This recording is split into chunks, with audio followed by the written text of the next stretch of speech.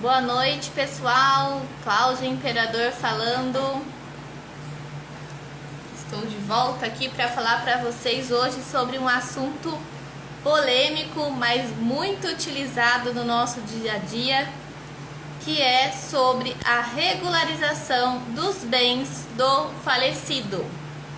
Se você está aqui pela primeira vez, já entra aqui no meu Instagram, começa a me seguir, compartilha esta live com mais pessoas, porque nós vamos falar hoje de um assunto muito importante, que é o porquê você precisa regularizar os bens da pessoa que faleceu. Bem-vindos a todos aqui nessa live, Hernani, Nayara, Fábio, a Gabi, o Edson, diretamente de Boston. Ó, temos pessoas de fora do país aqui, muito obrigada por estarem aqui. Me ajudem aí a compartilhar esta live, manda este convite para alguns amigos. Nós vamos falar sobre a regularização dos bens do falecido. É um assunto que surge dúvidas a todo momento, todos os dias, no meu WhatsApp, no meu Instagram. Eu tiro dúvidas de pessoas perguntando: Cláudia, fulano faleceu, por onde eu começo? Pelo amor de Deus, me ajuda. Nayara, muito bem-vinda. Lu, que bom que você está aqui. Pessoal, me ajude a compartilhar essa live. Vou chegar aqui mais 2 minutinhos para começar o assunto. Ok? Para quem não me conhece, meu nome é Cláudia Imperador. Eu sou advogada, especialista em advocacia extrajudicial. Trabalhei muito tempo em cartório de notas como escrevente. Então tenho muito conhecimento na área de inventários, divórcios, doações, escrituras de venda e compra, regularizações de imóveis. E tô aqui para ajudar vocês nas dúvidas, né? A gente vai tirar algumas dúvidas aqui também. Deixa eu colocar o tema aqui, para quem entrar já saber o que a gente está falando, né? Sejam bem-vindos, vão compartilhando a live, manda aviãozinho pra galera, porque esse tema é de suma importância.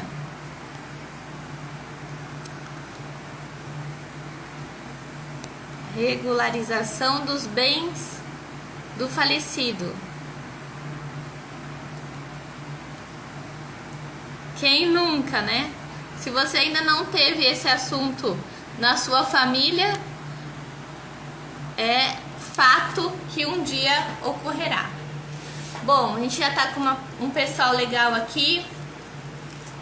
Então nós vamos falar hoje sobre o porquê você precisa regularizar os bens da pessoa que faleceu. O que acontece muito no dia a dia? Quando uma pessoa falece, existe todo um emocional envolvido aí. E quando uma pessoa falece e ela tem herdeiros e ela tem bens, vamos dizer que automaticamente os herdeiros já recebem a posse e o domínio desses bens. Então, terreno, casa, carro, eles são herdeiros, então eles vão receber. A lei já dá para eles esse direito. Porém, como que a pessoa vai provar que realmente ela tem aquele direito? Através de um documento que se chama inventário, certo? Inventário. Nós vamos falar aqui dos tipos de inventário também, que pode ser judicial ou extrajudicial. Mas eu vou começar do começo, como se diz, né? Para ficar mais fácil. Primeira coisa, qual a diferença do inventário em si e da partilha? O inventário vem da palavra latim inventarium, que vem de invenire, que quer dizer achar ou encontrar. Ou seja, a gente vai fazer um apanhado, né? Vai sentar com a família e vai ver quais são os bens que aquela pessoa tinha em vida. Quais são os herdeiros dessas pessoas? Ela era casada? Qual o regime de bens que essa pessoa era casada com a pessoa que faleceu? Ela tinha pais vivos?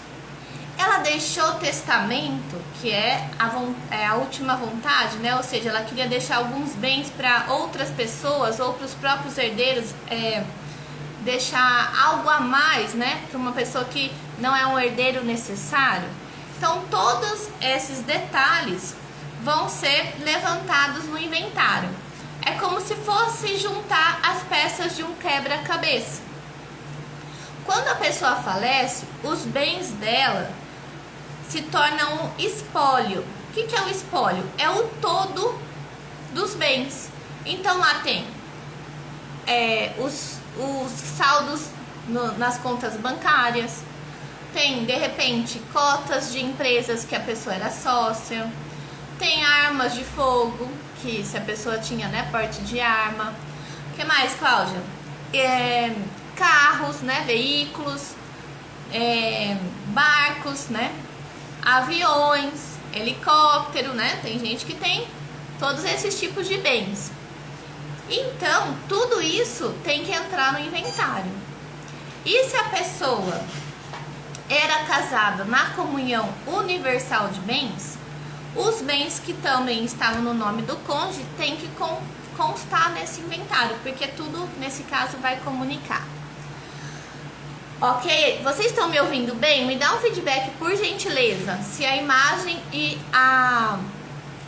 o som está legal para vocês. E eu peço aqui, agradeço, né, a audiência de todos, e compartilhem essa live, porque nós estamos falando aqui. Obrigada, Amanda. Obrigada. Minha mãe tá aqui na live, que legal também. Obrigada, gente, pelo feedback. Então, assim, eu vou falar de uma forma bem simples, porque aqui a gente tem pessoas da área jurídica e também temos pessoas que não são da área jurídica, que são nossos clientes finais, que realmente são essas pessoas que precisam dessa informação. Então, a gente está falando aqui, para quem está entrando agora, da importância de você regularizar os bens da pessoa que faleceu, ok? Então, voltando, o inventário é um todo, é o conjunto de bens que a pessoa deixou, que ela era proprietária, faleceu e que a pessoa deixou. Qual a diferença do inventário, Cláudia, para a partilha? A partilha é a divisão desses bens entre as pessoas que têm o direito, ou seja, os herdeiros dessa pessoa que faleceu, ok? Ou aqueles herdeiros que foram enumerados num testamento, por exemplo, os legatários, enfim. Então, conseguiram entender essa diferença? Inventário é o documento que vai trazer todo o apanhado de bens, que é o todo do espólio, que é o conjunto de bens. E aí, quando a pessoa falece, os herdeiros passam a ter o domínio e a posse sobre todos os bens. Só que a partilha, ela vai falar quem vai ficar com o quê. Essa é a importância. Porque não adianta, imagina, a pessoa tem 10 filhos, né, e 10 imóveis. E geralmente, isso é difícil acontecer, né, bater assim certinho. A pessoa entre a família já fala, não, meu pai queria que eu ficasse com aquele imóvel. Não, mas esse aqui é meu, não. Então, aonde que vai ser decidido isso? Vai ser decidido na partilha dentro do inventário, ok? Lá no artigo 1784 do Código de Processo Civil que regulamenta isso. E qual que é a fase mais importante? Depois que é feita essa partilha, que eu vou explicar aqui as formas que pode ser feita, muitas pessoas fazem o inventário ou judicialmente, né, que é mais demorado, quando tem pessoas interditadas, quando tem filhos menores, herdeiros menores, tem que ser feito obrigatoriamente judicial. Então, contrata o advogado, nomeia-se um inventariante, que é a pessoa que vai estar ali responsável pela administração dos bens, vamos falar sobre isso também, e procede-se o inventário e a partilha judicial. O que acontece, principalmente no judicial? As pessoas esquecem de pegar esse formal da partilha e levar até os órgãos competentes para que essa partilha seja dada publicidade para terceiros, ou até mesmo dar o direito para os herdeiros. Por exemplo, eu tenho um imóvel, hoje a gente está morando aqui em Bauru, eu tenho um imóvel em Bauru, a pessoa, eu faleço, faço meu inventário, né, meus filhos, enfim, faz meu inventário, e eu tenho que levar no registro de imóveis depois isso para falar, ó, registro de imóveis. Esse imóvel aqui, que a Cláudia comprou, junto com o marido dela, ela faleceu. Então a parte dela agora vai para os filhos dela. Então esse ato de tornar público e de dar continuidade na propriedade do imóvel é a pessoa que tem que fazer. Ou ela, ou o advogado que ela contratou. Mas o órgão público lá, o fórum, não comunica de ofício, né? De prontidão para o registro de imóveis. Nós que temos que fazer isso. E poucas pessoas sabem disso. Aliás, pouquíssimas pessoas sabem disso. E aí o que vai acontecer? Ah, fez a partilha, o inventário, tá tudo certo. O imóvel é meu, do meu irmão, enfim. Vamos vender o imóvel. Vamos vender o imóvel. A hora que vai atualizar a matrícula do imóvel, cadê o registro do formal de partilha? Não tem. E aí as pessoas ficam revoltadas. Como não? Mas eu fiz. Ou seja, a falta de informação, às vezes, do profissional resulta nisso. Então, hoje, como advogada do extrajudicial e algumas coisas que eu atuo também no judiciário, eu oriento o cliente, ó, até o final do processo é uma coisa, mas não acaba ali. Você tem que depois continuar isso no registro de imóveis para passar realmente os quinhões que era da pessoa falecida para os herdeiros, para então sim vender o imóvel. Assim também é feito com carros, veículos, nos órgãos competentes, no caso o Detran, né? Para ir lá e transferir o carro pro nome dos herdeiros para depois vender. O que eu via muito, né, quando eu trabalhava no cartório? Que as pessoas não queriam fazer inventário do carro. Queria que o Detran já transferisse do falecido direto pro atual comprador. Mas cadê a pessoa para assinar o documento, gente? Não tem. Então, primeiro vai ter que passar para os herdeiros, para então os herdeiros assinar para o atual comprador. Ok até aqui? Vocês têm alguma dúvida? Tô vendo os coraçõezinhos aqui subirem, agradeço. Legal por vocês estarem aqui. Vamos me ajudar a compartilhar essa live? Manda aviãozinho aí pra galera, porque infelizmente esse é um assunto que mais cedo ou mais tarde qualquer pessoa vai precisar saber, ok? Então, enquanto não é feita a partilha, os bens do falecido ele fica em condomínio, ou seja, todos os herdeiros são dono do todo. Após a partilha, que é então tem como cada herdeiro saber o que é de quem, qual a cota parte de cada um, tá?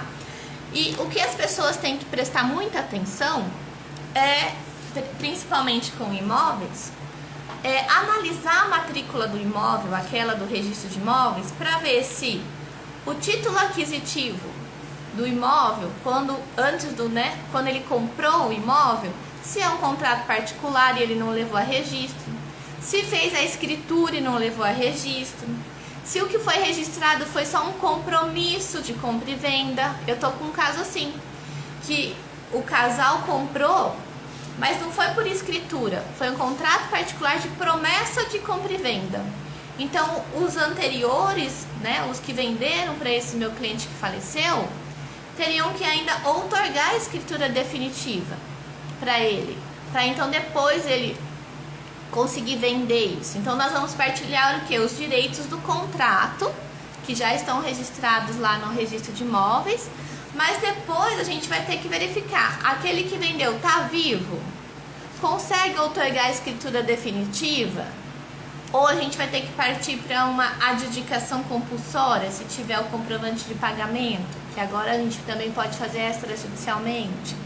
Ou então vai ter que partir para um uso capião. Então, o profissional ele tem que estar muito atualizado dos assuntos para que o inventário não seja uma coisa demorada, porque mexe com certeza com o emocional das pessoas. e para que ele tenha um efetivo resultado. Eu vejo muitos erros em partilhas, né? Então o advogado ele tem que estar atualizado com relação ao regime de bens, ele tem que entender quando que faleceu para saber qual vai ser a base de cálculo do valor para calcular a parte tributária, como que é feito o pagamento desse TCMD. Então hoje, eu advogando no extrajudicial, eu consigo orientar as pessoas de uma forma clara. Eu consigo fazer um orçamento e falar, olha, é isso provavelmente que o senhor vai gastar, porque eu tenho conhecimento prático daquilo. Não fico esperando o juiz ou então até mesmo o cartório falar, ó, você precisa disso, disso, não. Eu já me adianto, porque eu tô sempre em busca de novos conhecimentos. E aí, existe um rol, uma listinha, vamos dizer assim, para quem não entende o que é rol, né? Uma lista de quem são, aliás, as pessoas que podem pedir a abertura do inventário desses bens. Então, lá no artigo 616 do Código de Processo Civil, existe um rol concorrente entre essas pessoas, ou seja, dentro de uma lista de 9 pessoas, qualquer uma dessas pode dar entrada na abertura do inventário. Lembrando que a lei processual, ela dá um prazo de 2 meses, né? No antigo Código de Processo falava 60 dias, mas na verdade são 2 meses. Se a pessoa faleceu agora, em 2 meses você não deu entrada ou judicialmente ou extrajudicialmente, você vai pagar uma multa. No extrajudicial, a multa vai incidir sobre o imposto causa-mortes. No judicial existe uma multa arbitrada pelo juiz, ok? Geralmente 20%. Lá no ITCMD do extrajudicial, onde eu atuei muito como escrevente, era 20% de multa sobre os 4% aqui em São Paulo do ITCMD. Então, qual a vantagem? Você só vai ganhar tempo e vai economizar dinheiro se você fizer tudo no tempo correto, ok? Então, voltando no artigo 616, quem são as pessoas que podem abrir o inventário, dar início ao inventário? Primeiro, não é uma ordem, tá? Eles falam que é uma lista concorrente. Então, não é esse, depois esse, depois esse. Não, todos podem. E aí tem essa lista aqui, pode seguir. Então, eu vou falar aqui pra vocês. Primeiro, o cônjuge ou o companheiro. Então, ou seja, a pessoa que era casada com o falecido ou que vivia em união estável. O herdeiro, filhos. Se não tiver, se a pessoa que faleceu não tinha filhos, então os ascendentes, que são pai, mãe ou os avós. Legatário, que é aquela pessoa beneficiada no testamento através de um bem, né? O falecido, antes dele falecer, ele foi no cartório, fez um testamento ou até mesmo um testamento particular e falar, olha, esse bem imóvel X da rua tal, eu quero que fique para fulano de tal. Então, esse fulano de tal é um legatário. O testamenteiro, que é aquela pessoa que fica responsável por cumprir o testamento. O cessionário do herdeiro, ou seja, uma pessoa, por exemplo, eu sou herdeira e eu cedi os meus direitos hereditários para uma outra pessoa. Então, essa terceira pessoa também é uma pessoa legítima para abrir o inventário. O credor do herdeiro, ou seja, se o herdeiro deve para alguém, aquela pessoa que é credora, ela pode abrir o inventário para que aquela herança, né, que ele vai receber naquele inventário seja um bem suficiente para suprir a dívida daquele herdeiro. O Ministério Público, caso haja herdeiro incapaz. A Fazenda Pública, se ela também tiver interesse. Ou administrador judicial da falência, ou do herdeiro, ou do legatário, ou do autor da herança, do cônjuge e do companheiro. Então, todas essas pessoas podem e são pessoas interessadas para dar a abertura no inventário. Tudo bem até aqui, gente? Eu tô vendo que tem muita gente entrando. Eu tô vendo aqui os nominhos, né? Minha filha entrou, a Inayara, a doutora Ana Paula. Muito obrigada por estar aqui, o Johnny. Fiquei muito feliz de vocês estarem aqui. Compartilhem essa live, gente. Esse é assunto para muita gente. E poucas pessoas sabem por onde começar a cuidar dos bens do falecido. Cláudia, fulano faleceu. Onde eu começo? Por onde eu começo? Ok? Se vocês tiverem alguma dúvida, quiserem mandar perguntas aqui, pode mandar que a gente vai falando, respondendo. Tá bom, gente? E agora, o que eu queria falar para vocês?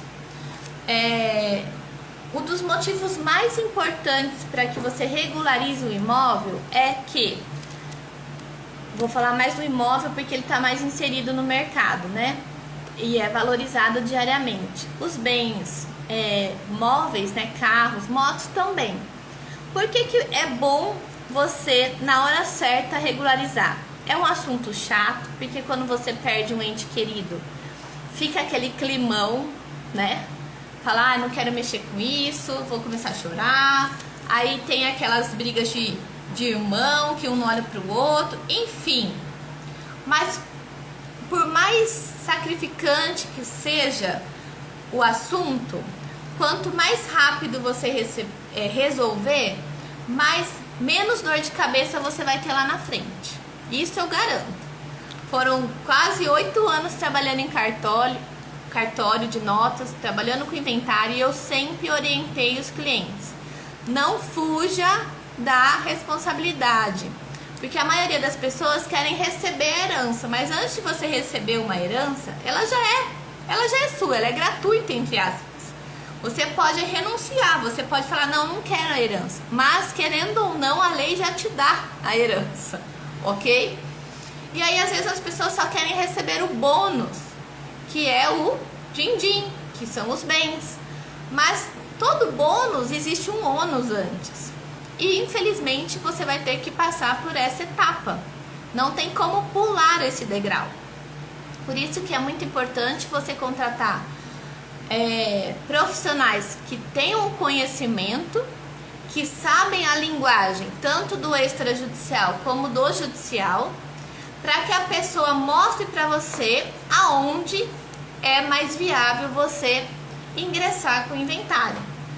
Porque uma via não anula a outra. São requisitos, às vezes, um pouco distintos, né? Então, no extrajudicial, por exemplo, no cartório de notas, para fazer o inventário tem que ter consenso entre as partes. Todas as partes têm que ser maiores e capazes. Os imóveis têm que estar tudo registrado redondinho.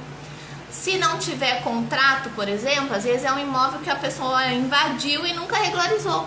Não tem um recibo, não tem um contrato de compra e venda, não. Esse imóvel vai ser difícil entrar no inventário extrajudicial. Provavelmente ele vai ser levado para um rito de uso capião. Agora, já o inventário judicial, ele é mais demorado, mas nesses casos que as documentações não estão tão regulares, o juiz pode, né, ele tem o poder da caneta, ele, dependendo do pedido, ele pode exaurir isso. Mas o mais importante é, tanto no extrajudicial quanto no judicial, é você, tanto cliente final quanto advogado, ter a consciência que o formal de partilha ou a escritura não é o fim, e sim o começo. Isso no caso de ter bens, né? Porque a gente também tem a possibilidade de ter um inventário negativo, que é aquele caso que o falecido não deixou bens e faça uma declaração de inventário, uma escritura, de inventário negativo no cartório de notas, nomeia-se inventariante com os herdeiros, tudo mais, e declara-se então que o falecido não tinha bens a inventariar, ou seja, o patrimônio dele é zero. Mas para que fazer isso, Cláudia? Porque se ele vier receber cobranças, enfim, ou algo que está pendente e os herdeiros não têm a ciência, ele tem como se resguardar. Fala, olha, não tenho bens para pagar. E os herdeiros, eles não podem pagar bens do falecido com bens particulares deles. Eles têm que pagar até as forças da herança. Então, se eu não recebo herança, como que eu vou pagar dívidas do meu pai, por exemplo, que faleceu, ou da minha mãe? Não tem como. Seria injusto, certo? Mas, voltando, a partilha extrajudicial, a escritura, né, que é feita no cartório, do inventário extrajudicial, ou o formal de partilha extraído lá do processo judicial, ambos não são o fim. Ambos são começo. Como assim, Cláudia? Quando você está com esse documento, então você tem que ver, bom, tinha carro, tinha veículo, então eu tenho que levar esse formal de partilha lá no Detran, para eu falar, Detran, ó, o carro do seu José não é mais dele, ele faleceu. E nesse formal de partilha aqui, o carro que era dele ficou metade para a esposa e metade para os filhos, ou ficou para filho tal, ou ficou só... Entendem? Você, parte, ou o advogado, tem que dar esse passo até o órgão público, porque não é automático. E na hora que as pessoas não prestam atenção nisso, e na hora de vender os bens, que vão ver, poxa, não está registrado, e agora? O que eu faço? E aí aquele imbróglio todo, certo? Alguém tem alguma dúvida? Pode colocar aí, tá, gente? Obrigada por vocês estarem aqui. Tá dando para entender direitinho? Tô tentando falar de uma forma mais simples, né? Sem juridiquês, como eu sempre falo, para que as pessoas que não têm o conhecimento jurídico possam entender de uma forma melhor, ok? E uma coisa que tem muitas pessoas também me perguntam é, Cláudia, onde é o fórum competente para ingressar com o inventário? Então, se a pessoa faleceu em Bauru, judicialmente, o inventário judicial, o fórum competente é Bauru. Então, é sempre do último domicílio do falecido, onde ele faleceu, onde ele morava, vamos dizer assim. Onde ele morava, Bauru, então, judicialmente tem que ser aqui. No extrajudicial, já não existe essa territorialidade. As partes podem escolher o tabelião de confiança delas. Olha só que legal. A única coisa que vai ter que ser feito no lugar onde está o bem é o registro. Então, por exemplo, eu posso fazer o inventário da pessoa que faleceu extrajudicial, tá? A pessoa faleceu em Bauru, mas os herdeiros moram em Barueri. Então, para as partes é mais fácil fazer o inventário em Barueri. Fazemos o inventário em Barueri, ok? Mas os bens estão em Bauru. Então, faço a escritura pública em Barueri e registro no registro de imóveis depois em Bauru. Porque o registro de imóveis, ele é territorial. Ele está aonde o imóvel está. Deu para entender? Ok? Deixa eu ver quanto tempo eu tenho ainda aqui. Mais uns minutinhos. Então, gente, essa é a importância. Mas, Cláudia, e se os herdeiros não têm dinheiro? Porque, né, a maioria fala, eu não vou mexer com o inventário agora, não. Além de perder meu pai, enfim, eu amava ele e tudo mais, eu não tenho dinheiro. Aí o outro fala, eu também não tenho dinheiro. A outra fala, eu também não tenho dinheiro. Não tenho dinheiro. E realmente, às vezes as pessoas têm patrimônio. Tem patrimônio físico, mas não tem o din-din ali para pagar o ITCMD. Boa noite, Dr. Marcos. Bem-vindo. Obrigada por estar aqui. Olha, a gente está com pessoas do estado todo, do Brasil todo, e tem gente até de fora do país aqui, hein? Tô me sentindo importante nisso. Mas é uma informação que todos precisam realmente, certo? Então, o ideal é que vocês façam a reunião em família, de preferência junto com o profissional, né, o advogado, porque tanto no judiciário quanto no extrajudicial, o advogado, ele é exigido. E aí tem gente que fala assim, mas pra que eu vou querer advogado se eu posso fazer o inventário no cartório, né? Eu posso falar que é necessário, sim, e o advogado não tem que ir só para assinar, tá, gente? Não é só para assinar, não. Então, às vezes, o que eu via muito? As pessoas contratando advogados que não eram especialistas na área de família, de sucessões e de imóveis, enfim, Às vezes pegava alguém que era conhecido, ou uma pessoa que trabalhava, por exemplo, com outra área, não tinha especialidade, e aí o cartório fazia toda a escritura e tudo mais, e a pessoa não tinha o conhecimento, às vezes, de orientar os familiares, né? O cartório, ele tem que ser imparcial, então ele não vai falar para a pessoa o que é melhor para ela. Quem faz isso é o advogado que está sendo contratado para defender os interesses da família. E aí o que acontecia? A pessoa ia lá, só assinava. Quando dava um BO, né, vamos dizer assim, lá no registro de imóveis, cadê esse advogado para ajudar a resolver? Cadê o advogado para falar, não, eu me equivoquei, ou então, enfim. Então, tomem cuidado na hora de contratar o profissional para dar andamento no inventário, porque são detalhes, são assuntos bem peculiares que o advogado ele tem que ter o conhecimento. Não é só ir lá e falar, isso é seu, isso é seu, isso é seu. Tem várias coisas. O Dr. Marcos está aqui, ó, ele é de São Bernardo, ele foi cliente meu no cartório e a gente troca muita ideia, né? Tem vários aqui que a gente troca muita ideia ainda através do grupo lá do WhatsApp, do Dica de Cartório, através do meu WhatsApp pessoal, porque no papel é lindo, né? Assim, na teoria é lindo, vamos fazer assim. Na prática começa a acontecer os conflitos. E aí, se a pessoa não tem aquele conhecimento, ela vai gerar prejuízo para os herdeiros lá na frente, certo?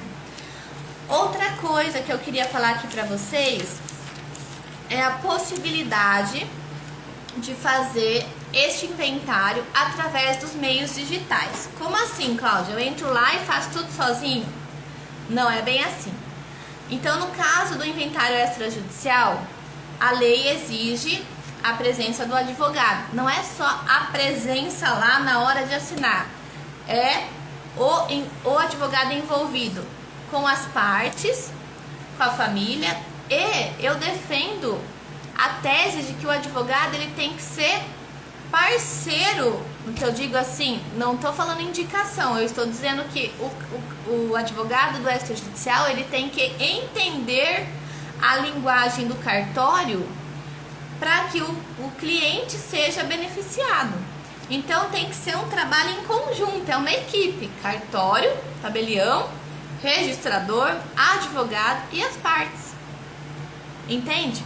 Então tem que participar ativamente do extrajudicial. E hoje tem às vezes muitos clientes que falam assim: ah, Cláudia, mas no cartório é mais caro, é muito caro, eu não vou nem fazer. Só que a pessoa nem pede um orçamento, ela já põe na cabeça que é caro, que vai gastar horrores, e às vezes não. Por quê? Por exemplo, o imposto, dependendo do valor dos bens, pode dar isenção. Dependendo do valor dos bens, a escritura extrajudicial do inventário, ela fica mais barata do que você pagar as custas de 1% do valor do patrimônio lá no judicial. Então, quando acontece o falecimento, você vai contratar advogado, você tem que falar o seguinte: Cláudia, eu preciso saber quanto fica para fazer no extra, porque tem consenso, não tem herdeiros menores, tá tudo de boa, e quero saber quanto fica para eu fazer no judiciário. No extra, gente, já tem uma vantagem gigantesca, que para mim tempo é dinheiro, de você resolver muito mais rápido, se os documentos estiverem organizados, né? O cartório vai te passar lá a lista dos documentos que precisa. Tem certas coisas, certas situações que não tem como fugir, né? O Marcos está aqui, ele fala assim: Cláudia, eu vou ter que ir mesmo para o judiciário, eu não quero, né? Porque a gente já sabe da celeridade, ele está colocando aí, a celeridade do extrajudicial é incomparável com o judiciário, entende? Agora, o que acontece? Eu defendo também a tese de que se você não teve escapatória e teve que ir para o judicial, o entendimento, como eu tenho esse entendimento do extra, que tem que estar tudo redondinho, quanto mais informações você der para o juiz, quanto mais atualizado tiverem os documentos, menos tempo você vai gastar. Eu vejo muitos processos aí de inventário, que às vezes as pessoas pedem para eu dar uma olhada e tudo mais, de 5, 6, 7, 8, 10 anos andando, e tá assim, junte-se, certidão de óbito atualizada, junte-se, certidão de casamento atualizada do herdeiro tal. Documentos pessoais atualizados são primordiais numa inicial. A não ser que você não tenha contato com a família, não saiba onde estão os herdeiros, aí é outra situação. Mas, se você tem em mente que você ia fazer o inventário extrajudicial, o cartório te deu lá a lista dos documentos, você tem tudo em mãos, aproveita e já leva isso para o judiciário o mais atualizado e mais informativo possível para o juiz.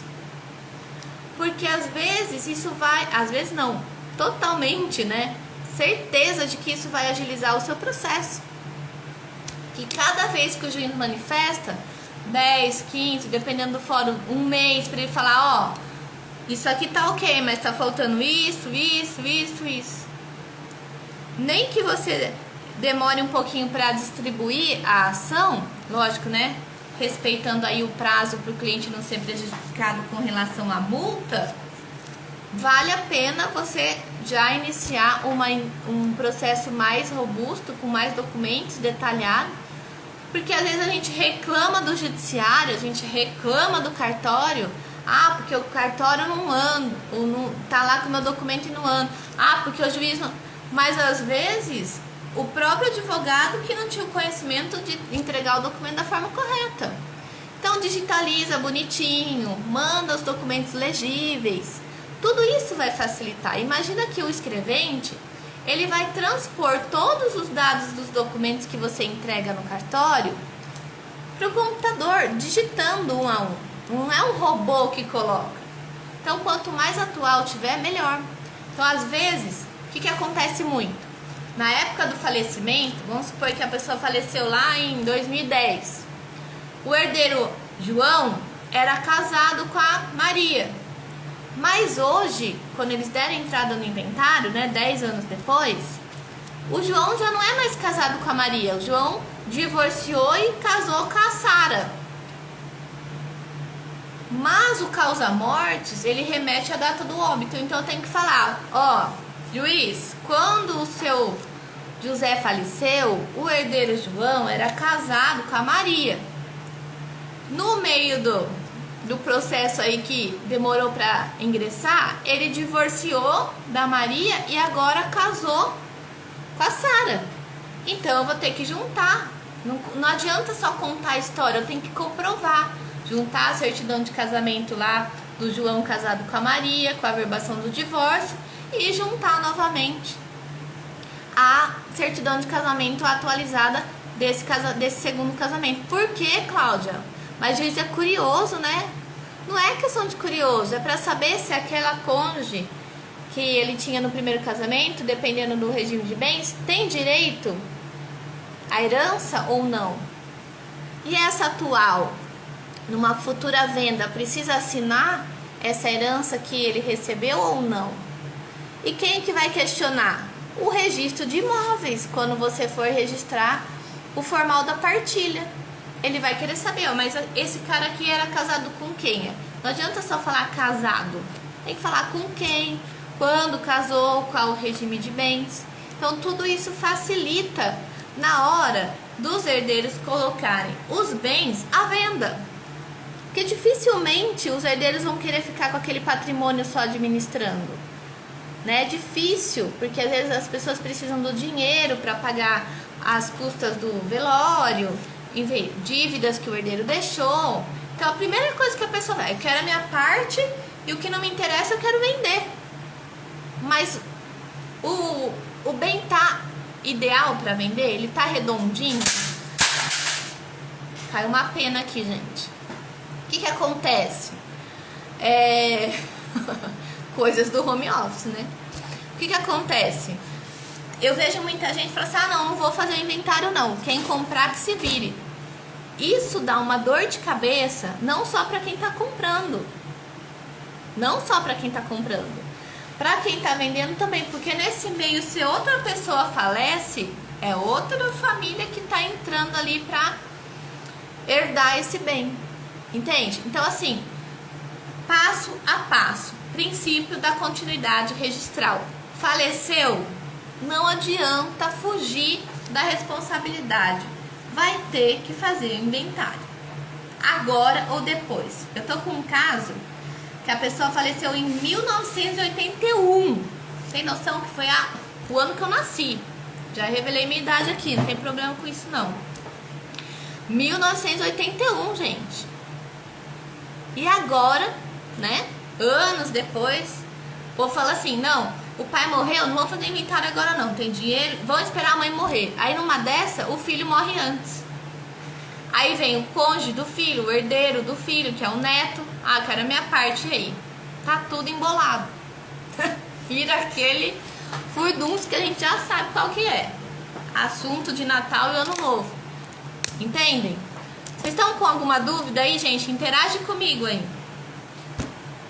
Tem algumas pessoas aqui ainda, tem outros que entraram e saíram, mas estamos aqui. Se alguém tiver dúvida, podem perguntar. Quem tá aqui pela primeira vez, já entra no meu perfil, começa a seguir e compartilha essa live. Vou deixar gravada, porque é um assunto muito bacana, ok?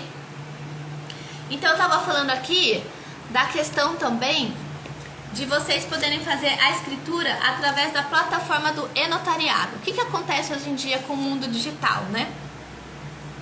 A pessoa não quer ficar indo no cartório, porque cartório pega fila, aí tem que estacionar o carro e demora, blá blá blá. Então hoje existe essa facilidade, né? O nosso amigo que tá lá em Boston, ó, o Edson, vamos fazer uma live juntos, né, Edson? Ele vai falar sobre isso. Herdeiros brasileiros que moram fora do país. A pessoa vai ter que comprar uma passagem de avião, vir pro Brasil para assinar inventário? Hoje já não precisa. Olha só que facilidade. Então, o mundo notarial e registral está facilitando a sua vida. Você não tem mais desculpas, ok? Eu já vi pessoas pedirem, por exemplo, venda de bens durante o inventário para arrecadar o dinheiro para pagar o imposto. E hoje, através da escritura do inventariante, que você nomeia uma pessoa para ficar administrando os bens, você já consegue, por exemplo, sacar algum valor no banco destinado para o pagamento do imposto. Eu fiz isso dentro do cartório quando eu estava lá como escrevente em Alphaville. Exatamente, olha lá, o Edson tá falando que até casamento e divórcio dá pra fazer online, gente. É muita modernidade. Ou seja, só não casa e não divorcia quem não quer, né? Ou quem ainda não tem a informação. Então hoje, qualquer pessoa pode ter um certificado digital. O que é um certificado digital, Cláudia? Vou pegar o meu aqui pra vocês verem, ó. Aqui, ó, é a caneta, que todo mundo conhece, que a gente vai no cartório e assina no papel. O certificado digital nada mais é do que a sua caneta virtual. Olha só, acho que ficou claro esse exemplo. É um token, ou às vezes também um cartão, que você vai ter gravado aqui os seus dados pessoais e você vai assinar digitalmente através disso. Cláudio, como assim? Eu vou escrever na tela do computador? Não, não é isso. Você vai ter uma senha aqui, que é pessoal intransferível, que a hora que você receber o link para você assinar a escritura, você vai pôr essa senha e vai aparecer lá que você é você mesmo e que você assinou esse documento. E quem dá essa autenticidade? O cartório de notas.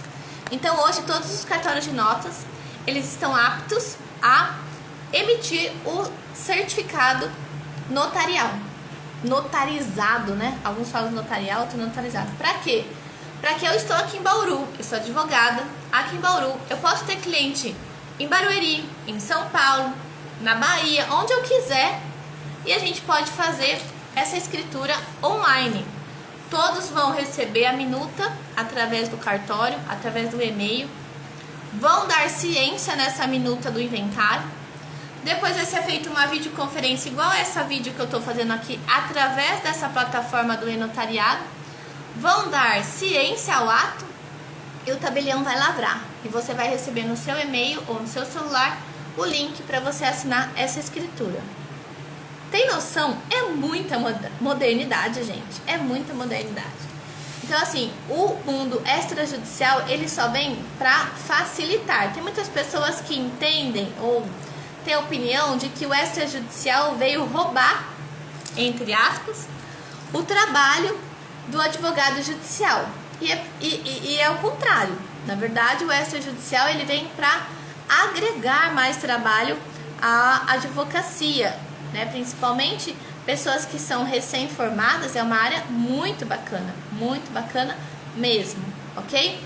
Inclusive, o envio da partilha feita no cartório, ela pode ser enviada digitalmente para o registro de imóveis através do site do registrador ONR, né? Dos registradores de imóveis. Você faz um cadastro lá, você consegue enviar isso online. Então, assim, já teve casos de eu fazer inventário extrajudicial em 15 dias e menos de 30 dias já está tudo registrado.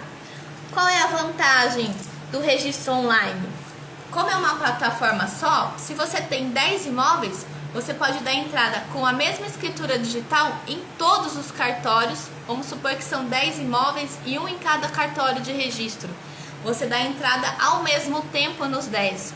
Coisa que fisicamente não. É mais difícil, porque você teria que ter 10 traslados, né? 10 vias daquela escritura para dar entrada ao mesmo tempo nos 10 cartórios. E online você consegue fazer isso de uma forma remota, rápida, né? Tudo de uma vez. Então, em 30 dias você pode ter aí, se tiver tudo redondinho, os 10 imóveis registrados.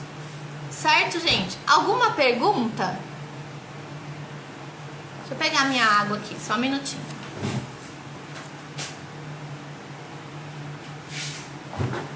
Voltei. Se alguém tiver dúvidas sobre a regularização desses imóveis de pessoas que faleceram, tá aqui o meu Instagram, me segue, manda dúvidas no direct, que aí dependendo da situação a gente pode conversar, a gente pode ter uma consulta, posso dar orientação para vocês, independente da cidade que você estiver. Lembrando que o certificado digital, esse meu certificado digital aqui é emitido pela OAB, para eu assinar as escrituras e também os processos. Porém, você que não é advogado, pessoa física, você pode ter o seu certificado digital tanto emitido pelos órgãos competentes para assinar qualquer documento digital, ou um exclusivo para assinar escrituras públicas e procurações, que é o e-notariado, que só os cartórios de notas emitem. Por exemplo, o Edson, ele está lá em Boston, ele é agente certificador.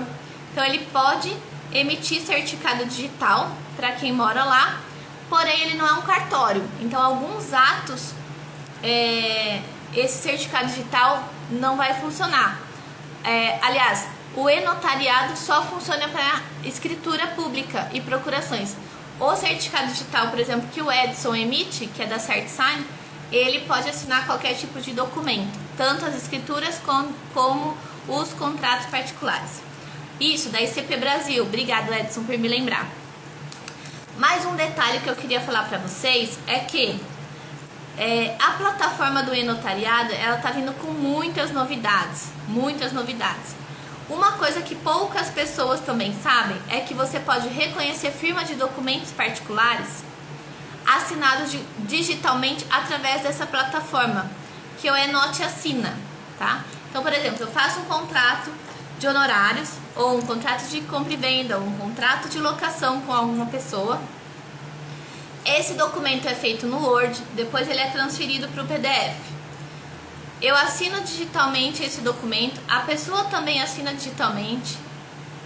Esse documento em PDF, a gente carrega ele nessa plataforma do e-note assina, ok? E eu envio para o cartório onde eu tenho o meu e-note assina, que é o certificado para assinar os documentos, pro tabelião reconhecer que aquela firma, entre aspas, aquela assinatura digital foi feito através do meu certificado digital e notariado. E ele reconhece firma digitalmente. Então não é mais aquela firma no papel, é o reconhecimento de que esse certificado digital é meu, fui eu mesmo quem assinei.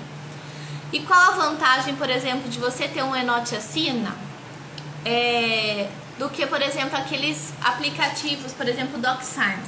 Você tem a fé pública do tabelião, porque o tabelião é aquela pessoa dotada da fé pública que ele é garantidor do direito, né? De que aquela pessoa mesmo é ela, né? Faz o famoso cara crachá. Certo, gente? Eu acho que é isso. Se alguém tiver dúvida aqui, ó, tem 2 minutinhos ainda pra gente falar. Eu vou deixar essa live salva.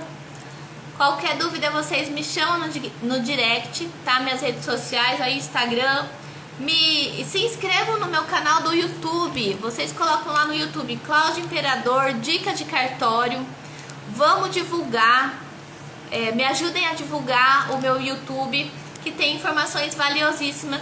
Eu vou voltar a fazer mais vídeos lá, tanto lá quanto aqui. E assim, agradeço vocês de estarem aqui. Espero que tenha sido esclarecedor, né? Esse assunto. Olha lá, o Fábio tá falando aqui, ó. Muito legal assinar digitalmente, facilita a vida 1 milhão, é muito. Fora que você economiza tempo e dinheiro, né? Você não precisa ir lá colocar o seu carro, por exemplo, no estacionamento para poder pegar uma fila e ir lá assinar esse documento dentro de um cartório, ok, gente? Gratidão por vocês estarem aqui, eu tô muito feliz de estar de volta. Vamos bolar mais lives, ó. Já tá marcado uma live semana que vem com o meu amigo Edson, que é agente de registro lá em Boston, né? Você que tá fora do país, fora do Brasil, ele é a pessoa adequada para você emitir o seu certificado digital. Ele também regulariza passaportes, toda a documentação do estrangeiro, né? Edson, ele tá aqui, ó, o Jurídico Brasil e Boston. Sigam ele aí também nas redes sociais. E semana que vem estaremos juntos aqui, ok?